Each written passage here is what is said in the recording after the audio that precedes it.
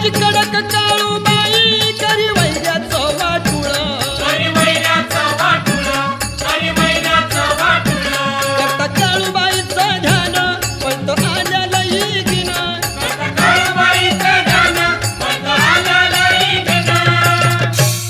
या चाफ्याच्या झाडावर कशी खेळती या नागिन